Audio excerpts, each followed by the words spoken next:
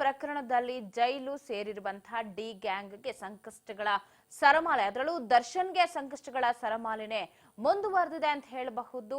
ಈಗಾಗಲೇ ಅವರಿಂದ 40 ಲಕ್ಷ ಪಡೆದಿರೋ ಮಾಹಿತಿ ಕೂಡ ಲಭ್ಯವಾಗಿದೆ. ಜೈಲಲ್ಲಿದ್ರೂ ಸಂಕಷ್ಟ ಅಂತೂ ಕಡಿಮೆ ಆಗ್ತಾ ಇಲ್ಲ ದರ್ಶನ್.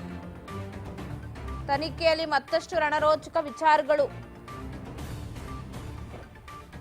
ಸರವಾಸದಲ್ಲಿ ಚಿಂತಾಕ್ರಾಂತನಾಗಿದ್ದಾರೆ ದರ್ಶನ್.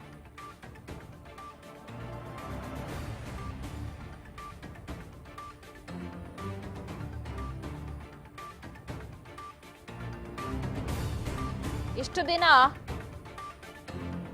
ಚಾಪೆ ಮೇಲೆ ಮಲಗ್ತಿದ್ದವ್ರು ಈಗ ಕಾಟಲ್ಲಿ ಮಲಗ್ತಿದಾರಂತೆ. ಟಿವಿ ಇದ್ರೂ ಕೂಡ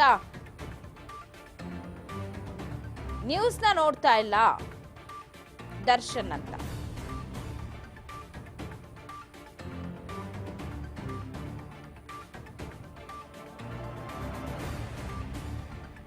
ಜೈಲಲ್ಲಿ ನಟ ದರ್ಶನ್ಗೆ ಸಂಕಷ್ಟಗಳ ಸರಮಾಲೆ.